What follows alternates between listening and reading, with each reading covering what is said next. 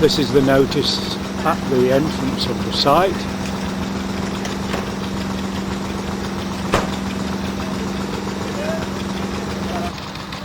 This is A&B engine house, which obviously houses A&B engines, and the one behind it, just protruding from the left, is C&D engine house, which houses the 2 restored beam engines, which I hope we'll see running today.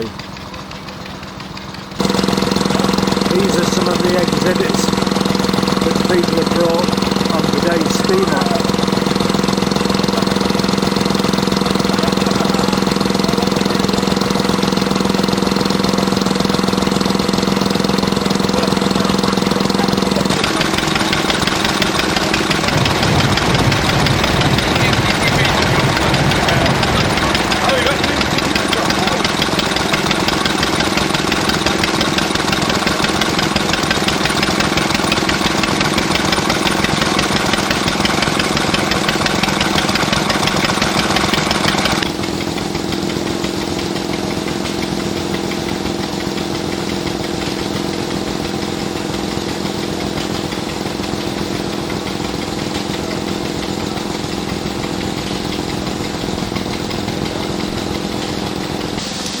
This is one of the visiting miniature engines, a 3-inch scale Marshall.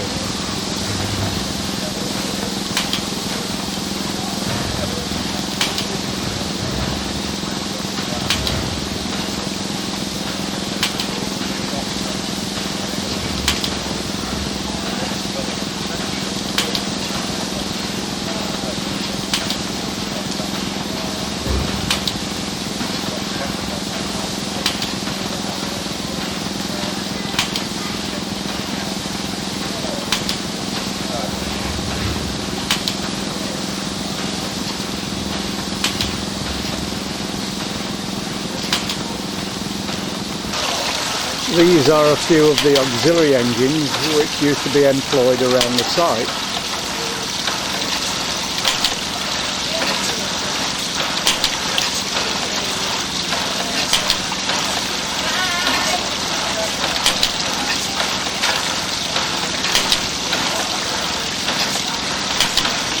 This one, a Buxton and Thornley, was produced in the town.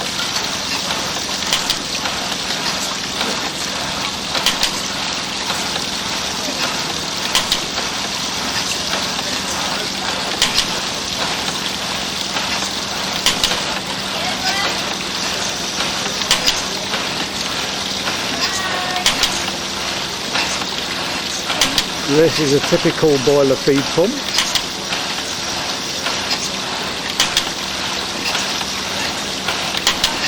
As is the one just in front of it.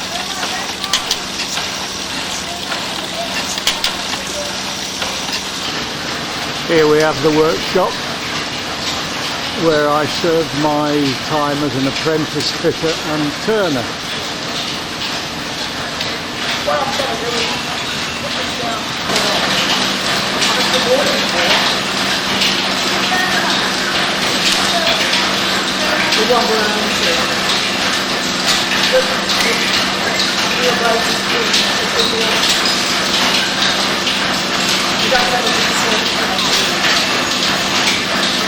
All the machinery in this workshop was driven by the vertical steam engine at the far end. Mountain. Yeah. I mean, it was only probably 20 or 30 miles away. Yeah.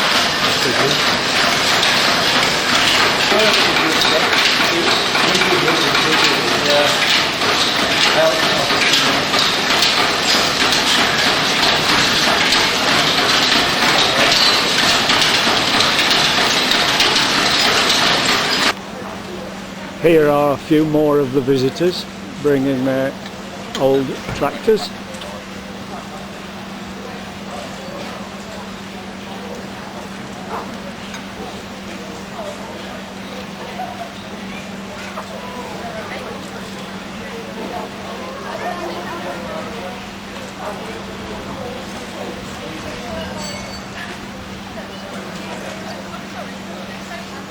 This is a 40 horsepower single cylinder diesel powered tractor.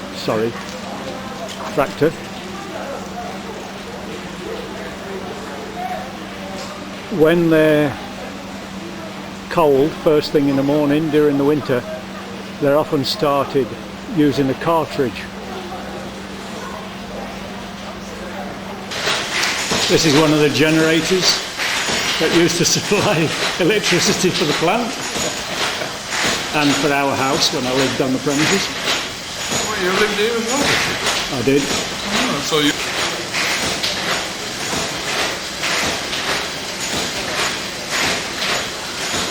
The vertical is going a bit slow, isn't it? I don't think that would generate much. So neither of them will at the moment, you've got no boiler pressure.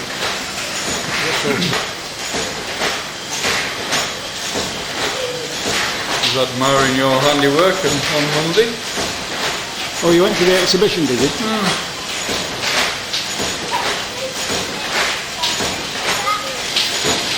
This is claimed to be the oldest working generator in the United Kingdom, which again used to provide power for the plant and the houses that we lived in across the way. How would you want to tell it?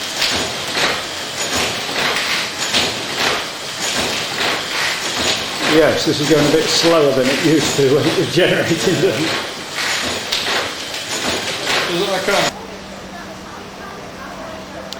This is another view of C&D engine house, which houses the two restored engines. Hopefully one of these will be running, which we shall see when I go inside.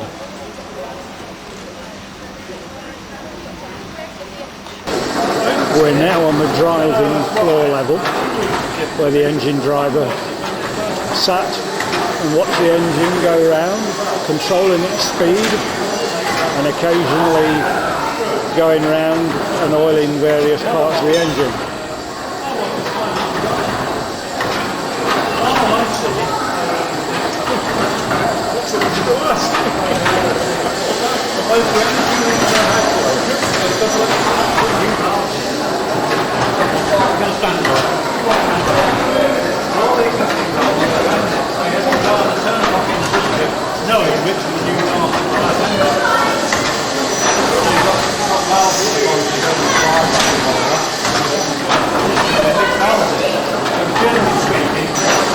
These control valves are operated by a camshaft below this level,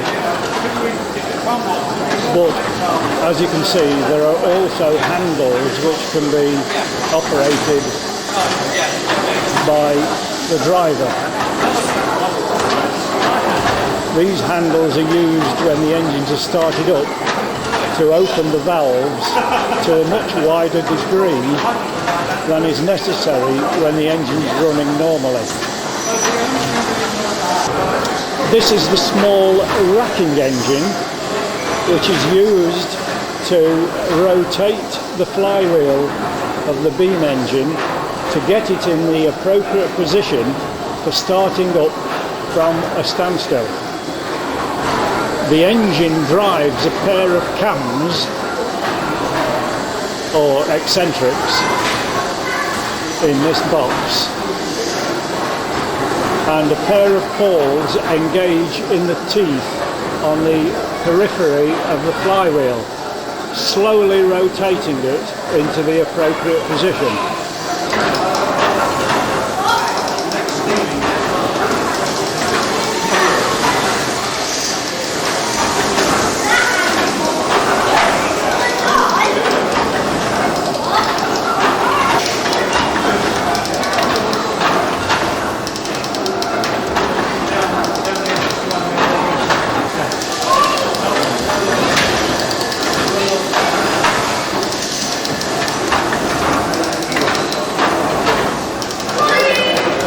This is the parallel motion, Watt's parallel motion, which keeps the piston rods vertical.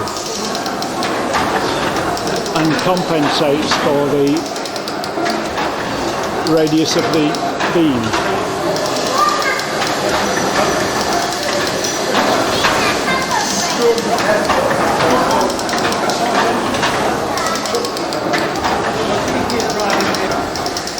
There are two working cylinders, each of which are double acting. The one on the inner end of the beam has a 6-foot stroke, and the one on the outer end has an 8-foot stroke. The exhaust from the larger low pressure cylinder is fed into a condenser which also provides power to operate the engine. This is the upper floor of the engine house, which houses the beam.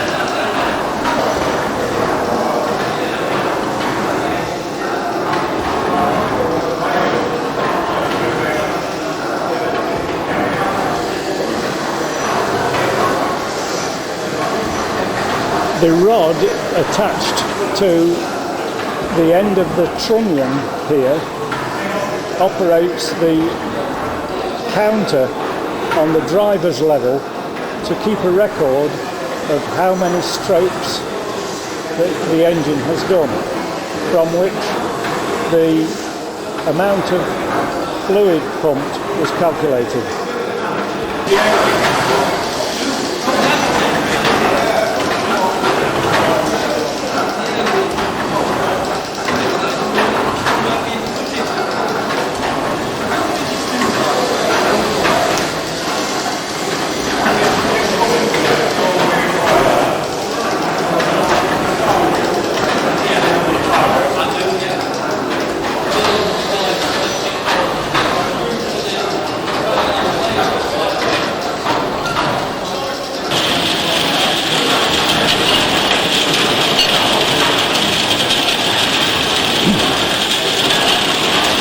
The racking engine has now been started in preparation for moving the flywheel and engine into the correct position for starting. The pawls have just been dropped in, and now the flywheel should be seen to move slowly.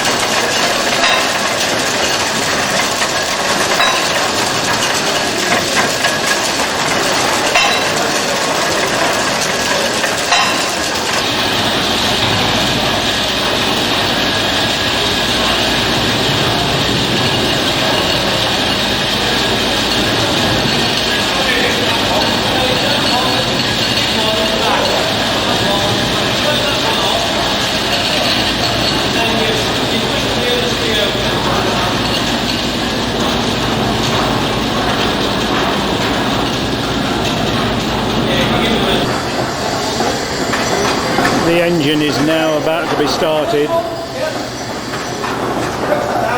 The valves open wide.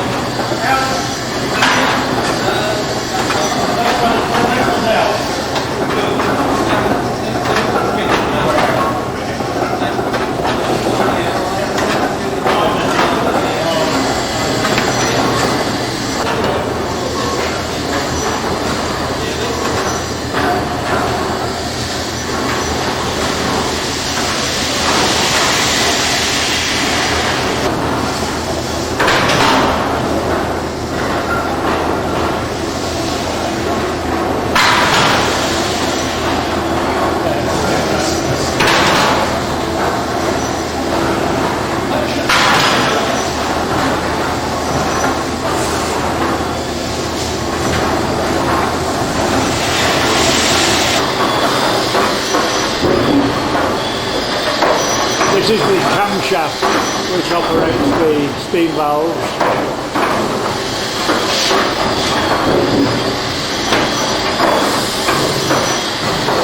This is an air pump which is used to top up the air vessels which smooth out the pressure pulses in the delivery line from the pumps.